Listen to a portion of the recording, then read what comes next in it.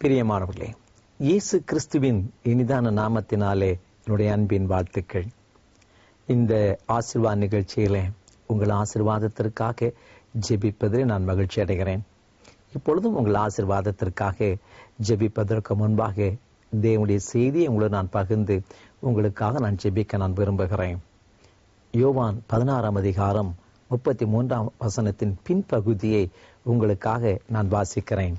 உலகத்தில் உங்களுக்கு உபத்திரவம் உண்டு, ஆனாலும் திடன் கொள்ளுங்கள், நான் உலகத்தை ஜெயித்தேன் என்றார்.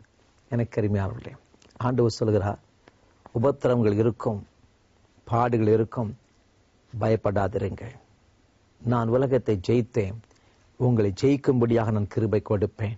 அதுதான் தேவன் நமக்கு கொடுத்திருக்கிற ஒரு ஆசீர்வாதம். ஒருவேளை இந்த செய்தியை கேட்டுக்கொண்டிருக்கிற என் அருமையான சகோதரனே, என் அன்பு சகோதரி, இன்றைக்கு உபத்திரவத்தை கண்டு உங்களுடைய உள்ளம் மனம் கலங்கி கொண்டிருக்கலாம். இதற்கு வழி என்ன?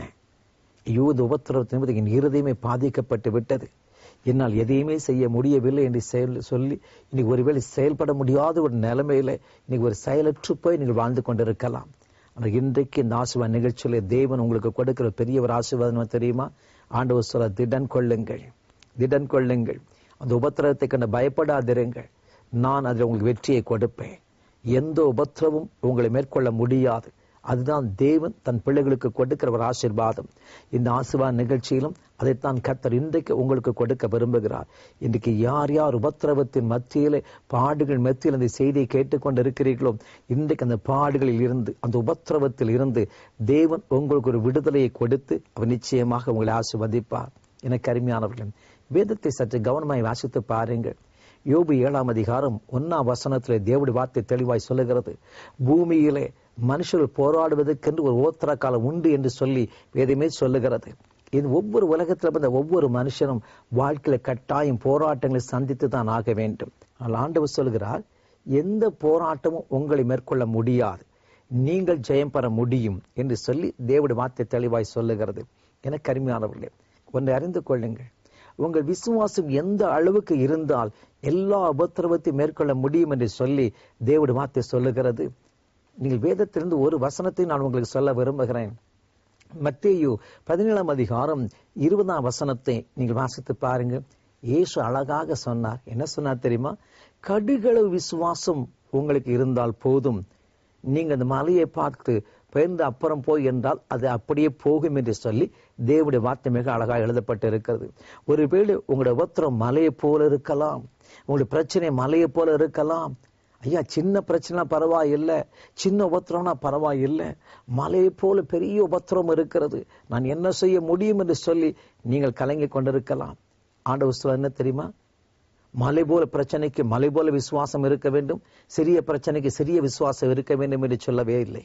அவர் சொன்ன ஒரே ஒரு வார்த்தை, உன் பிரச்சனை எவ்வளவு பெரிதாக இருந்தாலும் சரிதான், உன் போராட்டங்கள் எவ்வளவு பெருசாக இருந்தாலும் சரிதான், உனக்கு இருக்க வேண்டிய விசுவாசத்தின் அளவு கடுகு விதை அளவு இருந்தால் போதும், நீ எல்லாவற்றிலும் ஜெயம் பெற முடியும், எல்லா உபத்திரவத்தை மேற்கொள்ள முடியும். அதுதான் தேவனுடைய வார்த்தை. பிரியமானவர்களே, எனக்கு அருமையானவர்களே, ஏன் ஆண்டவர் இவருடைய விசுவாசத்தை சொல்லுகிற பொழுது இந்த கடுகு விதை அளவு விசுவாசம் இருந்தால் போதும் என்று சொல்லி ஏன் இயேசு சொன்னார்?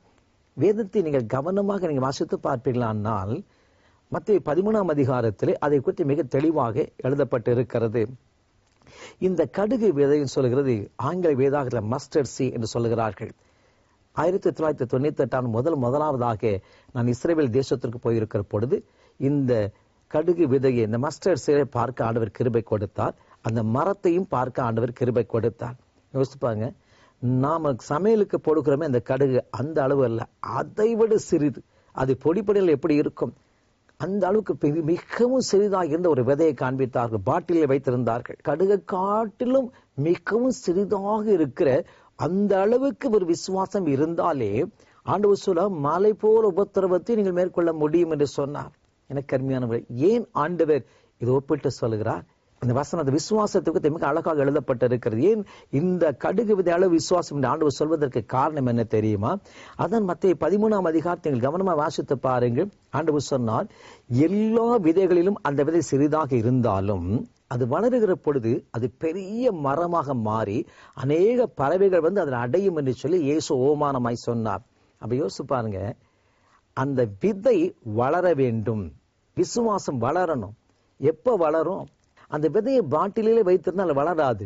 ஆனா அந்த விதையை எடுத்து எந்த மனிதன் பாருங்க விதைக்கிறானோ, அவன் விதைக்க ஆரம்பித்த உடனேயே பாருங்க அந்த விதை வளர ஆரம்பிக்கிறது, பெரிய மரமாக மாற்றி விடுகிறது. யோசிச்சு பாருங்க, ஒரு சின்ன விதைக்குள்ளே அவ்வளவு பெரிய மரமே மறைத்து வைத்திருக்கிறார். அதே போல ஒரு சின்ன விசுவாசத்திற்குள்ளே ஒரு பெரிய ஆசீர்வாதமே மறைந்திருக்கிறது. நீங்க சொல்லலாம், ஐயா நான் விதைச்சு கூட பார்த்துட்டேன், ஒண்ணுமே நடக்க மாட்டேங்குது நினைக்கிறீங்களா? விதைக்கிற விதம் கரெக்டாக இருக்கணும். அந்த மத்தேயு 13 அதிகாரத்தில் ஆண்டவர் அழகாக சொன்னார், ஒரு மனுஷன் விதையை விதைக்க புறப்பட்டான் என்று சொல்லி 4 வகையான காரியங்கள் ஆண்டவர் சொல்கிறார். ரோட்டிலே விழுந்தது, கற்பாறையில் விழுந்தது, முட்செடியில் விழுந்தது, நல்ல நிலத்திலே விழுந்தது. அவன் விதைக்கிற விதை வெளிப்படுத்துகிற விதம் சரியாக இருக்க வேண்டும். நீ விசுவாசத்தை வெளிப்படுத்துகிற விதம் சரியாக இருக்குமானால் நீங்க சுலபமாக வெற்றியை பெற்றுக்கொள்ள முடியும். அதை யோசிச்சு பாருங்க, இந்த மலையை பார்த்து நீ அப்புறம் போய் என்று சொன்னால் அது அப்படியே ஆகும் என்று சொன்னார். அப்ப அர்த்தம் என்ன தெரியுமா? அந்த மலையை பார்த்து பேசு, அதான் அர்த்தம். மலையை பார்த்து நீ பேசு. அப்போ உங்க பிரச்சனையை பார்த்து நீங்க பேசணும். நீ எவ்வளவு பெரிய பிரச்சனை போராட்டத்தை கொண்டு வந்தாலும் ஒன்றும் என்னை சேதப்படுத்த முடியாது. உன்னை நான் இயேசுவின் நாமத்தில் நான் மேற்கொள்ளுவேன். அந்த விசுவாச வார்த்தைகளை நீங்கள் அறிக்கையிட்டு நீங்கள் செபிக்கிற பொழுதுதான் அந்த விசுவாசத்தின் வார்த்தைகள் பரலோகத்திற்கு போய் அது உங்கள் பலனை கொண்டு வர முடியும். நீங்க அமைதியாக இருந்து கொண்டு உங்கள் விசுவாசத்தை அடக்கி வைத்துக் கொண்டு வெளிப்படுத்தாதபடிக்கு நீங்க மௌனமா இருந்து கொண்டு இருப்பீர்கள், ஆனால் அங்கே அந்த விசுவாசம் வளர முடியாது. அதான் ஆண்டவர் சொன்னார், நீ விதைக்க வேண்டும். கடுகு விதைத்தாத்தான் அது வளரும், ஆசீர்வாதத்தை கொடுக்கும். அதே போல உங்களுக்குள்ள இருக்கிற அந்த விசுவாசத்தை நீங்கள் வெளிப்படுத்த வேண்டும். வெளிப்படுத்தினால்தான் அது வளர்ந்து பெருகும். அந்த ஆசீர்வாதத்தை நீங்கள் பெற்றுக்கொள்ள முடியும். ஒரே ஒரு சம்பவத்தை சொல்லி நான் உங்களுக்காக நான் ஜெபிக்க விரும்புகிறேன். சமீபத்தில் லண்டனுக்கு போய்விட்டு அங்கு ஊழித்து முடித்து விட்டு இந்தியா திரும்பி வந்து கொண்டிருந்தேன். அதில் பார்ப்பீங்களா, லண்டன்லேருந்து எமிரேட்ஸ் ஃப்ளைட்டில் நான் வந்து கொண்டிருந்தேன். எக்கனாமி கிளாஸில் டிக்கெட் போட்டு வைத்திருந்தேன். நான் ஆன்லைன்லேயே செக் பண்ணி பார்த்தீங்கன்னா எனக்கு வேண்டிய எல்லா சீட் நம்பரையும் நானே எடுத்துக்கொண்டேன். லண்டனில் இருந்து துபாய் வருவதற்கான சீட் டிக்கெட்டு, அதே மாதிரி துபாயிலிருந்து திருவனந்தபுரம் வருவதற்காக அங்கே உள்ள டிக்கெட்டு, அந்த சீட் நம்பர் எல்லாம் நான் எடுத்து விட்டேன். எடுத்து நான் வந்து கொண்டிருந்தேன். பாருங்க, ஃப்ளைட்டில் வந்து கொண்டு இருக்கிற பொழுது நான் துபாயில் லேண்ட் பண்ணதுக்கு அப்புறம் அவங்க சொன்னார்கள், சரி நீங்கள் ட்ரிவாண்ட்ரம் ஃப்ளைட்டுக்கு போங்க சொன்னாங்க. என்னோட நடந்து வந்து கொண்டிருந்தேன். அவங்க சொன்ன பிஸ்னஸ் கிளாஸ் வழியாக என்ன நடந்து போக சொன்னார்கள். அப்படிதான் என்ட்ரன்ஸ் இருக்கு, அப்படி போய்விடுங்க சொன்னார்கள். நான் அப்படி வந்து கொண்டு இருக்கிற பொழுது அந்த பிஸ்னஸ் கிளாஸை பார்த்தேன். மிக பிரம்மாண்டமாக இருந்தது. பெரிய ஸ்டார் ஹோட்டலில் அந்த சீட்டு எல்லாம் பார்க்கறதுக்கு அவ்வளவு அழகாக இருந்தது. பார்த்தா அவங்க உள்ள இதுகளை பார்த்த உடனே எனக்கு ஆச்சரியமா இருந்துச்சு, என்ன அழகா இருக்கு யோசித்து பார்த்தேன்.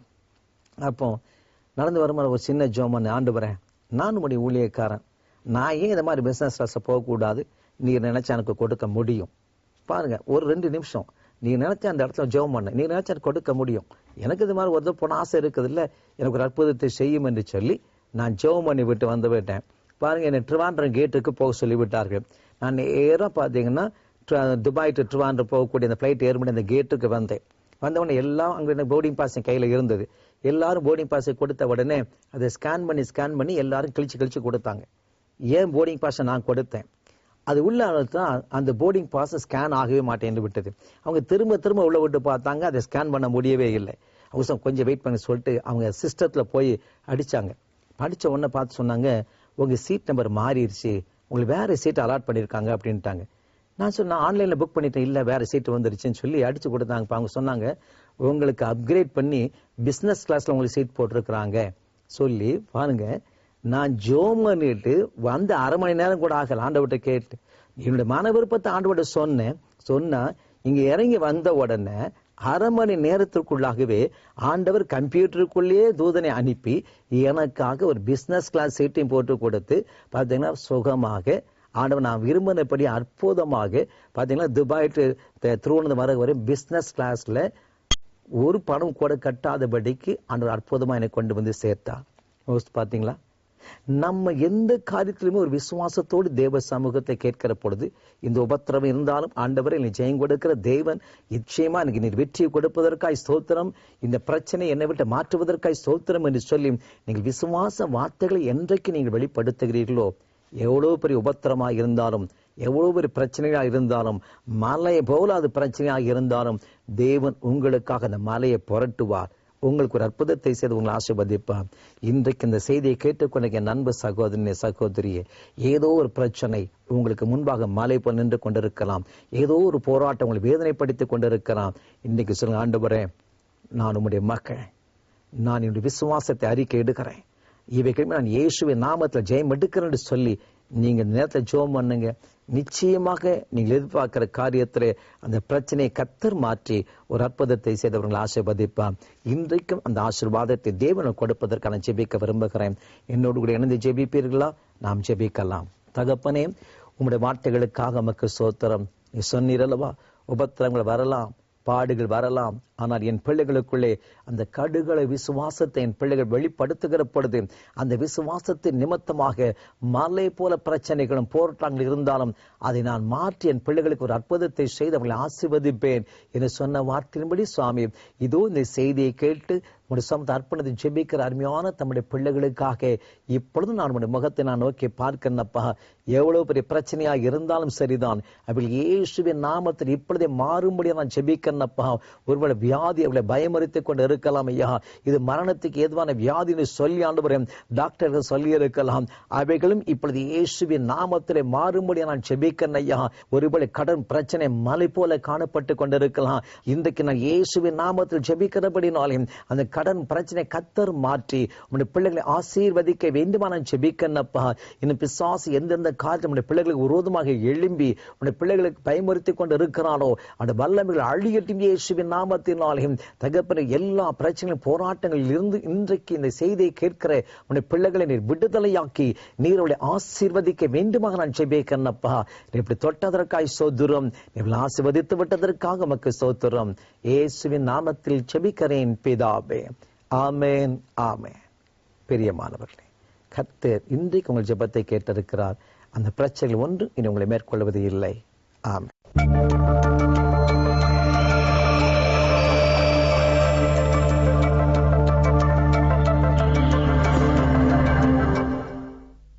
ஆண்டவராகிய இயேசு கிறிஸ்துவின் இனிதான நாமத்தில் இந்த தேவன் பயன்படுத்தும் பாத்திரம் நிகழ்ச்சிக்கு உங்கள் யாவரையும் அன்போடு கூட வாழ்த்தி வரவேற்கிறோம். அன்பு சகோதர சகோதரிகளே, இந்த நாளிலும் தூத்துக்குடி மாவட்டம் ஏரல் என்ற பகுதிக்கு அருகாமையில் இருக்கிற திருவழுதி நாடார் விளை என்ற ஊரிலிருந்து கர்த்தருடைய ஊழியத்தை நிறைவேற்றி வரும் அன்பு சகோதரர் ஜோசப் டேனியல் அவர்கள் வந்திருக்கிறார்கள். ஆண்டவர் அவர்களை எவ்வாறு சந்தித்து தம்முடைய ஊழியத்தை அவர்கள் மூலமாக நிறைவேற்றி வருகிறார் என்பதை அவர்கள் மூலமாக நாம் கேட்போமா? Praise lord brother. இந்த தேவன் பயன்படுத்தும் பாத்திரம் நிகழ்ச்சியிலே உங்களை சந்திப்பது மிக்க மகிழ்ச்சி. அநேக கிராமங்களுக்குள்ளாகவும் பட்டணங்களுக்குள்ளாகவும் சென்று ஆண்டவரை பாடலினாலும் கர்த்தருடைய வார்த்தைகளினாலும் உயர்த்தி அநேகருக்கு சுவிசேஷத்தை அறிவித்து வருகிறதை கேட்டு மிக்க மகிழ்ச்சி அடைகிறோம். உங்களுடைய அனுபவங்கள் நம்முடைய நிகழ்ச்சியை பார்க்கிறது என்னுடைய பிள்ளைகளுக்கு அது மிகுந்த பயனுள்ளதாக இருக்கும் என்று சொல்லி விசுவாசிக்கிறோம். முதலாவதாக உங்களை பற்றி ஆண்டவர் உங்களை எவ்வாறு சந்தித்தார், எப்படி அந்த ஆரம்பத்திலே நீங்கள் ஆண்டவரை ஏற்று அவருடைய பிள்ளையாக மாறினீர்கள் என்ற அனுபவத்தை முதல்ல சொல்லுங்களேன். என்னுடைய குடும்பம் ஒரு பூர்வீக கிறிஸ்தவ குடும்பம் தான். ஆனா கிறிஸ்தவ குடும்பங்கிற ஒரு பெயர் குடும்பம் தான். ஆலயத்துக்கு போறது, ஆண்டவருடைய காரியங்கள் நடக்கிறதுக்கு ரொம்ப தூரமான ஒரு குடும்பம். என்னை சரியான சத்தியத்துல நடத்துவதற்கும் இயேசு கிறிஸ்துவனுடைய காரியங்களை காட்டுறதுக்கும் எனக்கு முன்னோடிகள் எல்லாம் போயிட்டாங்க. ஆண்டவர் மேல ஒரு பக்தி வந்ததை தவிர பயம் கீழ்ப்படியக்கூடிய அந்த தன்மை எதுவுமே இல்லாம போயிட்டு உடனே கூட்டத்துக்கு வர ஆரம்பிச்சேன். தெரப்பி நாசலுக்குலாம் வருவேன். ஆனா என்னுடைய அந்தரங்க வாழ்க்கை மாறவே இல்லை. என் பாவங்கள் மன்னிக்கப்படவும் இல்லை. எனக்கு அந்த காரியங்கள் இப்படியே என்னுடைய 30 வயது வரை அப்படித்தான் நான் இருந்தேன். இடையில என்னன்னா ஒரு காரியம் என்னன்னா, நான் 92 காலேஜ்ல இருந்துகிட்டு இருக்கும்போது என்னுடைய ஃப்ரெண்ட்ஸ் எல்லாம் அப்படியே பாட்டு படி அப்படின்னு சொல்லுவாங்க. நான் சினிமா பாட்டு அப்படியே படிச்ச உடனே அவங்க நீ கச்சேரியில் போய் சேர்ந்துடலாம் அப்படிம்பாங்க. நான் உடனே அவங்க எல்லாம் சொல்லிட்டாங்கன்னு சொல்லிட்டு சினிமா கச்சேரியில் ஒரு வாய்ப்பு தேடி போனேன். அவங்க உடனே இந்த குரல் இந்த ஏரியாவில் யாருக்குமே கிடையாதுன்னு என்னை உள்ள வச்சுட்டாங்க. ஒரு 8 வருஷம் சினிமா கச்சேரியில் சுத்தி தமிழ்நாட்டில் ஃபெமிலியர் இந்து கோயில்களில் போய் பாட ஆரம்பிச்சிட்டேன். அப்புறம் சினிமா பாடல்களோட பாடியிருக்கேன், சினிமா நடிகர்களோட பாடியிருக்கேன். இப்படி சீஃப் மினிஸ்டர் ஃபங்க்ஷன்ல கூட தூத்துக்குடியில அதெல்லாம் பாடி வந்துகிட்டு இருந்தேன். சபாநாயகர் முன்னால பாடின வைக்கிறது இப்படிலாம் வந்துகிட்டு இருந்தேன். நல்லா காசு பணம் கையில பழங்கிச்சு பார்த்துக்கோங்க. ஆனா என் அந்தரங்க வாழ்க்கையில அந்த பாவங்கள் கெட்ட பழக்கங்கள் கூடிக்கிட்டு தான் இருந்ததை தவிர குறையவே இல்லை. மனித புகழ்ச்சிக்கு ரொம்ப அடிமையா இருந்து அப்படியே பாராட்டுவாங்க, ஓ இதான் ஒரு காரியம் அப்படின்னு சொல்லிட்டு அப்படியே உட்காந்துருந்தேன். 2000 இந்த பிரகாசபுரம் ஸ்கூல்ல அசிஸ்டன்ட் வார்டனா நான் கொஞ்சம் சேர்ந்து வேலை பார்க்க வேண்டிய ஒரு சூழ்நிலை வந்தது. அதுல இருந்துகிட்டு இருக்கும்போது இப்படிதான் வெளியே போயிடுவேன், ப்ரோக்ராம் வந்துச்சுன்னா போயிடுவேன். இந்த மாதிரி காரியங்கள் இருந்தது. தெந்திரிப்புற பக்கத்துல மாவடிவனங்கிற இடத்துல மெட்ராஸ்ல இருந்து ஒரு ப்ரோக்ராம் வருதுன்னு சரியான ஒரு கூட்டம். அதுல எனக்கு இங்க மட்டும் ஒரு வாய்ப்பு கொடுத்திருந்தாங்க. இப்போ பிரம்மாண்டமான கூட்டங்கள், எங்க ஊர்ல இருந்து என் ஃப்ரெண்ட்ஸ் எல்லாம் எல்லாரும் வந்திருந்தாங்க. சரி, அது இன்னும் உங்களுக்கு கொஞ்சம் பெரிய இதான் உலகத்துல பெரிய ஒரு சாதனைகள். உலகத்துல நம்ம பிறந்த ஒரு பெரிய பலன் அன்னைக்கு அடைய போறோம்னு. ஆனா அன்னைக்குதான் என் வாழ்க்கையே மாறப்போகுதுன்னு எனக்கு தெரியவே தெரியாது. அந்த ப்ரோக்ராம் முடிஞ்சு எல்லாரும் போயிட்டாங்க, பாராட்டினவங்க எல்லாரும் போயிட்டாங்க. ஒத்தீர நிக்கேன். எனக்கு வந்தது ஒரு விதமான பயம் ஒண்ணு வந்தது, மரணத்தை குறித்த பயம் ஒண்ணு வந்தது. திடீர்னு வந்துச்சு. நான் உட்கார்ந்து அப்படியே அழுதேன். என்ன யாரும் பாத்துருந்தாங்கன்னா பைத்தியக்காரன்னு சொல்லிட்டு என்னை பார்த்து சிரிச்சிருப்பான். ஒத்தியில தான் நான் நிக்கேன். அந்த மைக் செட்டுக்காரங்க அவங்க தள்ளி நிக்காங்க. உட்கார்ந்து இந்த சைக்கிள் எடுத்து அப்படி அழுத்தி வரும்போது எனக்கு கண்ணு கூட தெரியாத அளவுக்கு என் கண்ணுல கண்ணீரா தரச்சு. அவ்வளவு பயங்கரமான கண்ணீர். உட்கார்ந்துட்டு ஆண்டவரே இப்படி ஒரு துரோகம் பண்ணிட்டேன் நமக்கு அப்படின்னு சொல்லி எனக்கு பாடுறதுக்கு குரலை நீங்க கொடுத்தீங்கப்பா. வேதனைப்பட்டு அழுது அங்க போனேன். அப்படியே உட்காந்து ஜெபம் பண்ணிக்கிட்டே இருந்தேன். ஆண்டவரேன்னு சொல்லிட்டு அன்னைக்கு பைபிள் எடுத்து வாசிக்க, அதுக்கு முன்னாடி வாசிப்பேன். ஆனா அன்னைக்கு வாசிக்கும் போது ஒரு வார்த்தை என் கூட பேச ஆரம்பிச்சது. பைபிள் வாசிக்கிறதுல தான் ஆண்டவர் எனக்கு கூட கொஞ்சம் ரொம்ப எனக்கு இந்த கிருபையை கொடுத்தாரு. வாசிக்கிட்டே இருப்பேன். அந்த ஸ்கூல்ல அந்த சின்ன பிள்ளைங்க கிட்ட எல்லாம் அப்படியே ஆண்டவரை பத்தி சத்தியத்தை சொல்லி வச்சிருக்கும் போது அந்த இடத்துல ஒரு ஃபெலோஷிப் கிடைச்சது. அதற்கு பிறகு உங்களுடைய வாழ்க்கையெல்லாம் மாற ஆரம்பிச்சது. என்னுடைய காரியங்கள், அதாவது என்னை விட்டு அப்படி எல்லாம் விலகி நான் விடணுங்கிற எண்ணமே இல்லாம எல்லாம் ஆட்டோமேட்டிக்கா அப்படியே எனக்கு கட்டானது. ஆனா தெளிவான ஒரு நிச்சயங்கள், சில காரியங்கள் எனக்கு அப்படி என்னுடைய நாலேஜுக்கு எட்டாம அப்படி இருந்தது. அப்படி இருக்கிற காலங்கள்ல தான் தரப்பினாசருக்கு நான் வந்துகிட்டே இருக்கேன். அப்போ 2002 இங்க ஒரு கேம்ப் நடந்தது, விடுதலை முகாம். எனக்குரிய சந்தேகத்துக்கு ஏத்த மாதிரி, எனக்குரிய குழப்பங்களுக்கு ஏத்த மாதிரி அண்ணன் ஒரு மெசேஜ் கொடுத்தாங்க. ரட்சிப்பு நிச்சயத்தை குறித்து அண்ணன் பேசினாங்க. எனக்கு அப்படியே கொழுந்து விட்டு எரிய ஆரம்பிச்சது. அப்படியே போய்கிட்டு இருக்கு. அப்ப நான் பைபிளை வாசிக்கும் பொழுது பார்ப்பேன், ஆண்டவரே இனி நான் உமக்காகத்தானே நான் என்ன அப்படின்னு சொல்லிட்டு அப்படியே உட்கார்ந்துட்டு இருக்கும்போது தான் குளத்துக்குடிப்புல இயேசுவை மீட்பர் ஊழியத்துல இருந்து பிரதர் குருஸ் மாசலவன் என்ன ஒரு மீட்டிங் நடத்தினாங்க.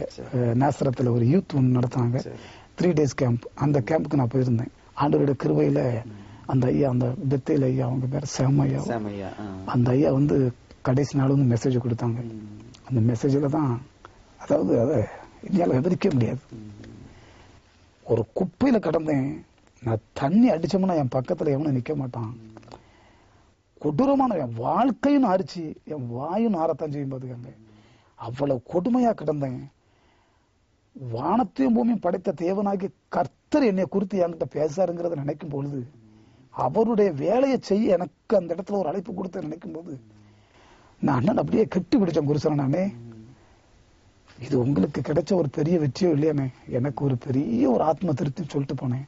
அன்னையில இருந்து நீ ஆண்டவருக்காக தான் வாழ்க்கை அப்படிங்கிற ஒரு இதுல அந்த முகாம்ல கர்த்தர் எனக்கு சரியான ஒரு இதை கொடுத்தார். அதுக்கப்புறம் அங்க ஒரு ஃபெல்லோஷிப் இருந்துச்சு. அந்த ஃபெல்லோஷிப்ல சேர்ந்து நாங்க கொஞ்சம் அப்படியே ஜோம் பண்ண ஆரம்பிச்சோம். பிரகாசபுரத்துல இயேசு பிரகாசிக்கிறாருன்னு இந்த இடத்துல இருந்து சின்ன சின்ன கூட்டங்கள்லாம் நடத்த ஆரம்பிச்சோம்.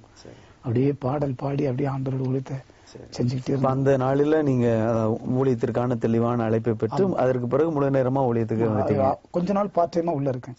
2004 வரை உள்ளதான் இருந்தோம் பாத்தீங்க. அது வரைக்கும் பார்ட் டைம். சரி பிரதர், இப்போ நீங்க பாடல் ஊழியம் ஒரு பக்கம் நிறைவேற்றுகிறீர்கள், வேற என்ன ஊழியங்கள் எல்லாம் நீங்கள் செய்கிறீர்கள்? நான் ரொம்ப நாளா பாடிதான் ஆராதனை நடத்திக்கிட்டு இருந்தோம். இப்போ 2 வருஷமா ஆண்டவர் கிருபையில பிரசங்கத்துல கத்தனை நடத்திக்கிட்டு, அதுக்கு முன்னாடி சின்ன சின்ன சர்ச்சுகள்ல மெசேஜ் கொடுத்துக்கிட்டு இருந்தேன். இப்போ கன்வென்ஷன்ல ஆண்டவருடைய கிருபையில எந்த ப்ரோக்ராம் கொடுத்தாலும் செய்யக்கூடிய ஒரு பலத்தை கத்தர் தந்திருக்கிறாரு. முழு நேரமா சுவிசேஷ ஊழியத்தை செஞ்சுக்கிட்டு இருக்கோம். கிராமங்களை குறித்த பாரம் ரொம்ப உண்டு, கிராம ஊழியங்கள். மற்றபடி நாங்க ஏரல்ல ஒரு ஃபெலோஷிப் மாதிரி வச்சு 3வது சனிக்கிழமை தோறும் ஒரு ஃபாஸ்டிங் பிரேயர் நடத்திக்கிட்டு இருக்கோம். இப்போ அந்த கிராமங்களிலே ஊழியம் செய்கிறோம் என்று சொன்னீர்கள்.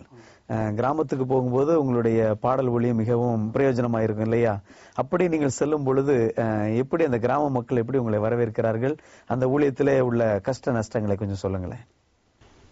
கஷ்ட நஷ்டம்னா உதாரணம்னா, இயேசுடிக்கிறார் கிராம ஊழியத்துல சேர்ந்து கொஞ்ச நாள் ஒரு 3 ப்ரோக்ராம் போயிருந்தோம். சேலத்துக்கு போயிருந்தோம். இப்போ நாங்க அங்க போய் நிற்கும் போது பாத்தீங்கன்னா, இவங்களை உள்ளே விடக்கூடாதுங்கிற பயங்கரமான ஒரு எரிச்சலின் தாக்கத்துல எங்களை பார்ப்பாங்க. ஆண்டவர் நாம மகிமைக்காக சொல்லுதேன். ஒரு பாட்டு தான் படிப்போம், அந்த 7 உட்காந்துருவோம் பாத்துக்காங்க. நாங்க முடிக்கும்போது முடிச்சுட்டாங்களேங்கிற ஒரு ஏக்கத்துல தான் கர்த்தர் அந்த முடிவை கொடுத்தாரு எங்களுக்கு. அந்த பாடல்ல கர்த்தர் அப்படி ஒரு இதை வச்சிருந்தாரு பாத்துக்காங்க. அன்னைக்கு ஒருவேளை நான் பாடும்போது அந்த ஜனங்கள் எப்படி பார்த்தாங்களோ, இன்னைக்கு உண்மையாவே அந்த குரலையும் அந்த கிருபையும் தாளந்தையும் தந்தவருக்கு பாடும் பொழுது அதுல இருக்கிற ஒரு திருப்தியும் சமாதானம் சந்தோஷமும் ஒரு பெரிய ஒரு காரியம். அது இந்த நாளிலும் நம்முடைய நிகழ்ச்சியை ஏராளமான ஜனங்கள் பார்த்து கொண்டிருக்கிறார்கள். அவர்களுக்காக ஒருவேளை அவர்கள் என் வாழ்க்கையில உள்ள பிரச்சனைகளுக்கு யார் பதிலளிப்பார், இயேசு எங்களுக்கு விடுதலை கொடுப்பாரா என்று சொல்லி ஏக்கத்தோடு கூட அவர்கள் இருக்கலாம். அவர்களுடைய விடுதலைக்காக ஆண்டவர் அவர்களிடத்தில் கேட்கிற தம்முடைய பிள்ளைகளுக்கு அவர் பதில் கொடுக்கிறவர் இல்லையா? இன்றைக்கு அவர்கள் கேட்கிற விண்ணப்பங்களுக்கும் ஆண்டவர் பதில் கொடுக்கும்படி ஒரு நிமிடம் ஜெபிக்க அன்போடு கூட கேட்டுக்கொள்கிறேன். அன்பின் பரலோக பிதாவே, இந்த ஆசீர்வதிக்கப்பட்ட நல்ல வேலைக்காய் உமக்கு நன்றி ராஜா. அடிமை கொண்டு வந்த இந்த இடத்திலே ஆண்டவரே, நீர் ரட்சித்த ஆண்டவரே அந்த அனுபவ சாட்சியை இந்த மத்தியிலே பகிர்ந்து கொள்ள கிருபை கொடுத்ததற்காக ஸ்தோத்திரம் ஆண்டவரே. இந்த உலகத்திலே சிறியவனை பொழுதிலிருந்து தூக்கி விடுகிற ஒரே தேவன் நீர் தான் ஆண்டவரே. இந்த நிகழ்ச்சியை பார்த்து கொண்டிருக்கிற ஆண்டவரே கர்த்தருடைய பிள்ளைகளுக்காக ஜெபிக்கிறேன் ஆண்டவரே. என்ன காரியத்தோடு இதை பார்த்தார்களோ ஆண்டவரே தகப்பனே, ஆண்டவரே அவர்கள் முன்பதாக தேவனே உம்முடைய நாமத்தை மகிமைப்படுத்த வேண்டும் என்கிற ஒரு எண்ணம் மட்டுமே வரட்டும் ஆண்டவரே தேவனே. குற்றம் குறைகள் எல்லாம் மன்னிங்க ஆண்டவரே. பார்க்கிற ஒவ்வொரு ஜனங்களும் நீர் ஆசீர்வதிப்பீராக ஆண்டவரே. வியாதிகள் எல்லாம் நீங்கட்டும் ஆண்டவரே, வறுமைகள் மாறட்டும் ஆண்டவரே, தேவைகள் எல்லாம் சந்திக்கப்படட்டும் ஆண்டவரே தகப்பனே. முதலாவது தேவனுடைய ராஜ்யத்தையும் அவருடைய நீதியையும் தேடுங்கள் என்று சொன்னபடி ஆண்டவரே, முதலாவது உண்மையும் உம்முடைய நீதியையும் தேடி ஆண்டவரே உமக்குள் சந்தோஷமா இருக்க உதவி செய்யுங்க. கண்ணீரும் கவலைகள் எல்லாம் மாறட்டும் ஆண்டவரே. ஆசீர்வதிங்க, பொறுப்படுத்திக் கொள்ளுங்க. சகல மகிமையும் ஒருவருக்கே உண்டாகட்டும். இயேசுவின் நாமத்தில் ஜெபிக்கிறோம் நல்ல பிதாவே. உங்களுக்கு பிடித்த உங்க ஃபேவரட் சாங் சில கட்டாயம் இருக்கும் இல்லையா? அந்த பாடலை இப்பொழுது நீங்கள் பாட முடியுமா? கேளுங்கள் தரப்படும், தட்டுங்கள் திறக்கப்படும்,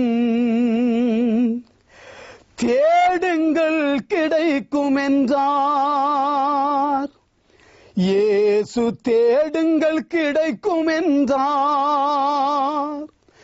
கேளுங்கள் தரப்படும், தட்டுங்கள் திறக்கப்படும், தேடுங்கள் கிடைக்கும் என்றார் இயேசு. தேடுங்கள் கிடைக்கும் என்றார்.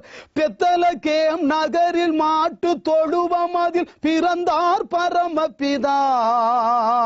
யோசேப்பு கண்ணி மரியின் மடியில் தவழ்ந்தார் இயேசு பிதா.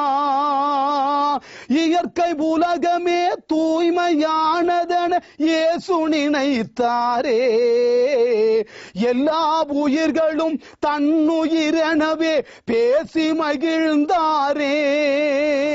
ரொம்ப சந்தோஷம் பிரதர். ஆண்டவர்களை தொடர்ந்து அவருடைய ஊழியத்திலே பயன்படுத்த எங்களுடைய வாழ்த்துக்களை தெரிவிக்கிறோம். இன்னும் ஏராளமான ஜனங்களை பாடல்கள் மூலமாக கர்த்தருடைய வார்த்தைகள் மூலமாக ஆண்டவருக்கு நேராக வழிநடத்த ஆண்டவர் கிருபை கொடுத்து உங்களை பயன்படுத்துவார். அதற்கு நம்முடைய தேவனுடைய பிள்ளைகள் உங்களுக்கு ஜெபிப்பார்கள். நன்றி. பிரியமான தேவனுடைய பிள்ளைகளே, ஆண்டவர் நமக்கு தாளந்துகளை கொடுக்கும் பொழுது அந்த தாளந்தை அவருக்காக பயன்படுத்த வேண்டும் என்று சொல்லி எதிர்பார்க்கிறார். அந்த தாளந்தை அவருக்காக நாம் பயன்படுத்தும் பொழுது அவர் நம்மில் சந்தோஷப்படுகிறார். நமக்கும் அது சந்தோஷம். நம் மூலமாக ஆசீர்வதிக்கப்படுகிற மக்களுக்கும் அது மிகுந்த சந்தோஷத்தை உண்டாக்குகிறது என்பதை இந்த சகோதரர் மூலமாக நாம் தெரிந்து கொண்டோம். இந்த சகோதரருக்காக நீங்கள் ஜெபியுங்கள், அவர்களுடைய ஊழியங்களை தாங்குங்கள், அவர்களை அழைத்து பயன்படுத்துங்கள். ஆண்டவர் உங்களையும் ஆசீர்வதிப்பார். மீண்டும் இது போன்றது ஒரு தேவன் பயன்படுத்தும் பாத்திரம் நிகழ்ச்சியில் நாம் சந்திப்போம். அதுவரை ஆண்டவர் இயேசு கிறிஸ்துவின் கிருபை உங்களோடு இருந்து உங்களை நடத்துவதாக. ஆமென்.